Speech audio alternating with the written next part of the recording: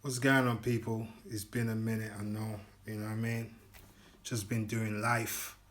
Um, Today I want to speak on Nigeria, man. Like, I don't know what the heck is going on in that country, yo. Like, I want to speak in terms of Nigerian oil. There's a gentleman by the name of Aliko Dangote. He's the richest African man. He's built a refinery in Nigeria, right? And to me, they say no, there's been delays, but there really hasn't been any delay because the man has been ready since May. They just doing PR to delay it. And what is Nigerians' reason? They said they've committed the crude to outside entity. They've committed the crude oil to outside entities. So this man, this great man, Aliko Dangote, builds a $20 billion refinery in Nigeria that can process 650,000 barrels a day. These motherfuckers are just giving him, was it 300,000 of crude oil to process in December?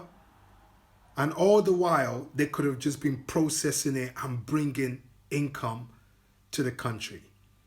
The NNPC already owns 20% of the refinery. But because it's committed its crude oil to an outside entity who processes the crude and sells it back to the Nigerian government, charges them for processing it, and that's the reason why they can't start processing all of the crude oil on his refinery. Common sense would tell you that the moment that crude oil was that refinery was done, you should have just been all of Nigerian crude oil should have just been processed over there, straight up. Because the amount of income that comes from all of the crude oil being processed on a Nigerian refinery owned by a Nigerian, the country's NNPC owns shares in that company, and still they decide to take it to an outside entity to process the oil, whereby they come back and charge them for processing the oil, and they're already in a deficit. It should be have been the number one thing the Nigerian government should have done was to process all of its crude oil in that refinery and then charge him and tax him. You should have gotten a train that goes from the east of Nigeria straight to where his refinery is in Lekki, gets all of the ports together and just said, look, Mr. Man, process all of the oil here from now on. The income that would have brought into the country will be in the billions. Instead, they're dragging the feet.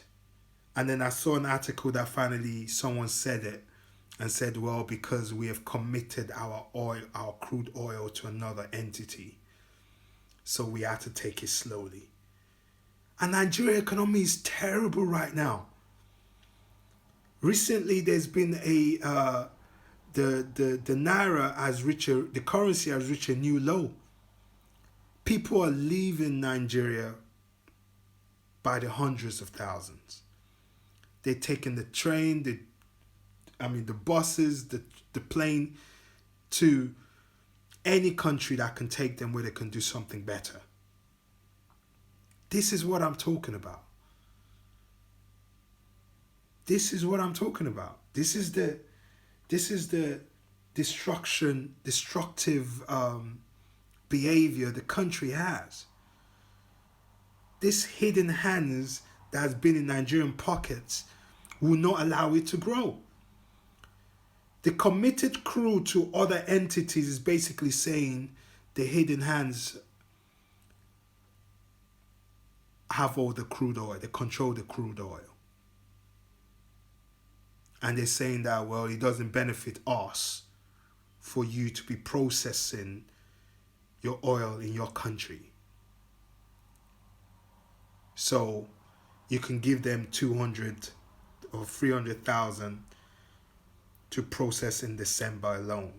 When that company, that refinery can process 650,000 barrels a day, the level of income that can bring to that country is unlimited. When would Nigerian politicians stand up and say enough is enough? Forget your commitment to you. This is where our contract breaks. A decent president would have said all of the crude oil in Nigeria should be processed from then on, and start selling it to whoever can do it, instead of sending out the crude oil to other countries and saying we've committed it to other people. That should have stopped the moment the refinery was done. This is the sort of back-footed way Nigeria has been moving for a very long time. Look at the steel mill in Ajaokuta, I believe it is. That could have been processing steel. But instead, the next president goes on and cancels the contract.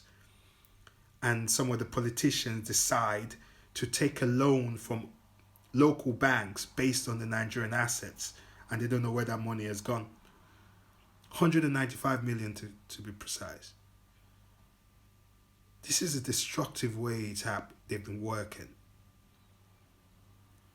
They have to choose a side.